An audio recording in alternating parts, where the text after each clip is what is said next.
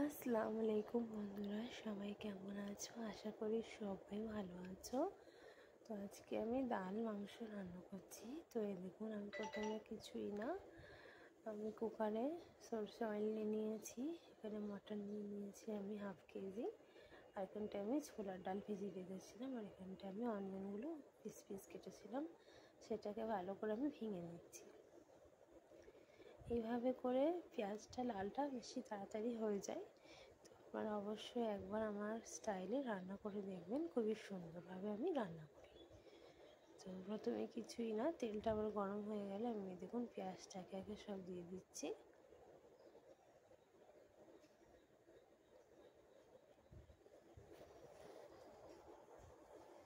পেঁয়াজটা হালকা হালকা ব্রাউনি করে নেব, হালকা হালকা ব্রাউনি করে ভেজে নেব সুন্দরভাবে।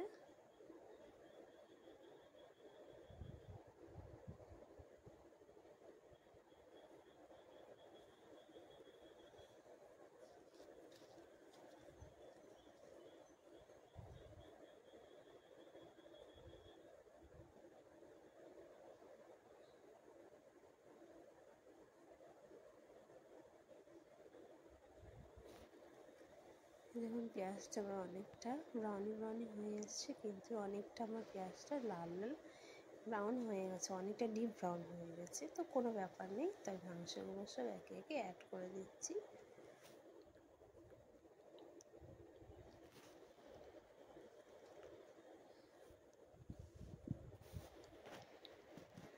প্রতিটা মাংস ভালো করে ধুয়ে ফেলেছিলাম, এবার একে একে সব অ্যাড করে দিলাম।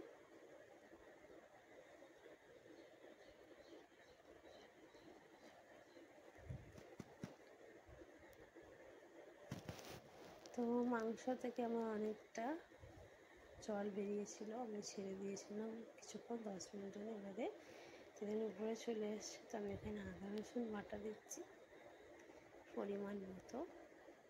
আর এখানটায় আমি লাল লঙ্কার গুঁড়ো দিচ্ছি, আপনাদের মতো ঝাল দেবেন। আর এখানে আমি হলুদ গুঁড়ো অ্যাড করছি, আর এখানটায় আমি ধনে গুঁড়ো অ্যাড করছি। আর এখানটা আমি পরিমাণ মতো নুন নিয়ে নিয়েছি।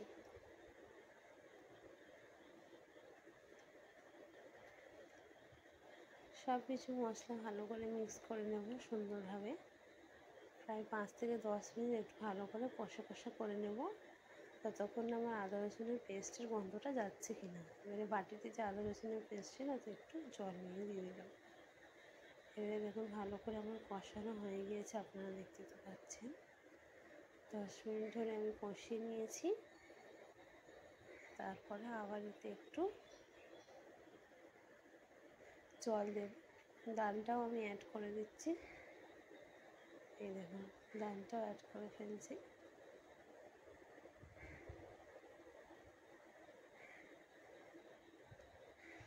ডাল আর মাংসটা একেবারেই গলে যাবে সুন্দরভাবে।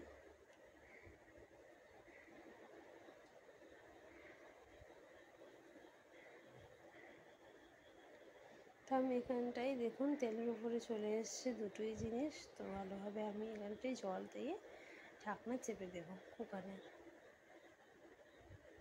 30 মিনিট কুক করে নেব মাংসটা গলানোর জন্য। দেখুন জল দিয়ে দিলাম পরিমাণ মতো, আপনারা চাইবেন তো আরও অল্প একটু জল দিতে পারেন।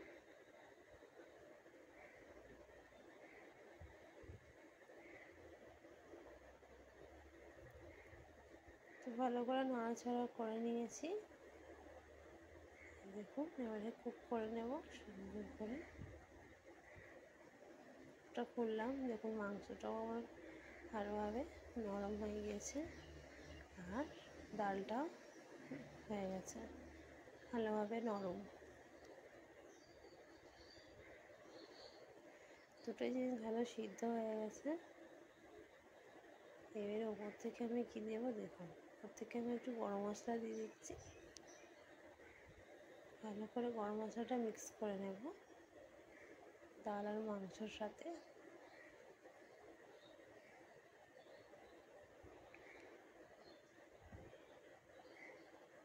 তো আমি এখানটায় জল অ্যাড করছি, জলটা একটু বেশি পরিমাণে অ্যাড করতে হবে।